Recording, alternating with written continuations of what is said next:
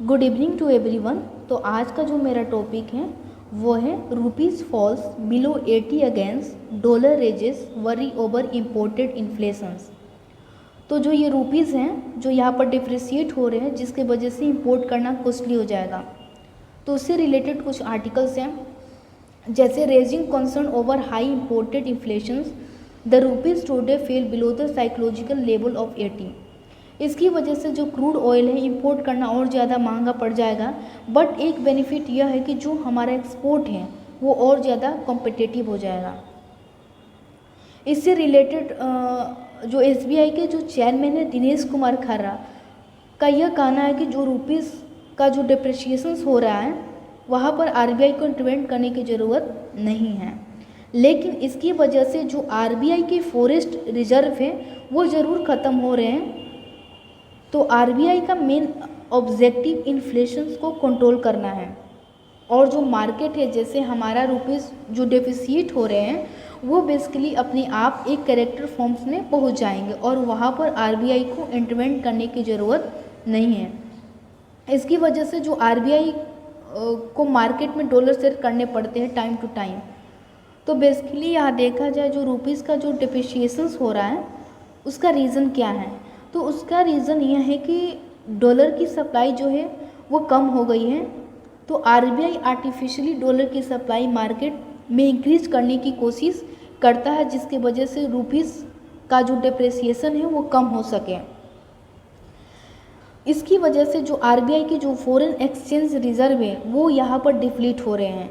तो RBI ने dollar को मार्केट में लाने के लिए कुछ स्टेप लिए हैं जिससे डॉलर जो है इंडिया की मार्केट में आ सकें। फॉर एग्ज़ाम्पल अगर FBI के लिए जो बास्केट ऑफ सिक्योरिटी है उसको वाइडन कर दिया गया है, फॉरेन करेंसी डिपॉजिट के ऊपर ज़्यादा इंटरेस्ट रेट देने की बात की गई है।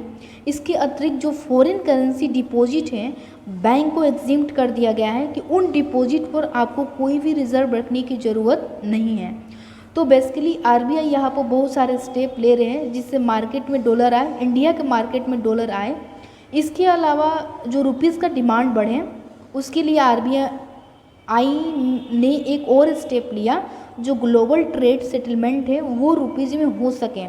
तो RBI बहुत सारे स्टेप ले रहे हैं ताकि जो डॉलर है इंडिया के मार्केट में आ सके और जो रुपीज़ का जो डिमांड है वो बढ़ाई जा सके। तो बेसिकली रुपीज़ को डिप्रिशिएट होने के स्टेप लिए जा रहा है by the government as well as RBI। Basically अगर देखा जाए तो जो रुपीज़ है वो $1 इक्वल टू 80 रुपीज़ हो गया है। तो RBI को यह टारगेट दिया गया है कि वो 2 और 6% के बीच इन्फ्लेशन को मेंटेन करे, लेकिन 2 क्वार्टर हो चुके हैं जहाँ पर इन्फ्लेशन 6% से ऊपर रहा है और अगर यह 3 क्वार्टर तक इन्फ्लेशन 6% से ऊपर रहता है और RBI इन्फ्लेशन को कंट्रोल नहीं कर पाता है तो यह माना जाएगा कि जो RBI है वो इन्फ्लेशन को कंट्रोल करने में फेल हो गया है।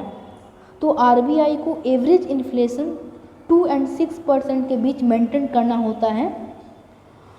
और नाउ जो अब देखें कि जो RBI के जो इन्फ्लेशन के ऊपर इतना ज़्यादा कंट्रोल नहीं है।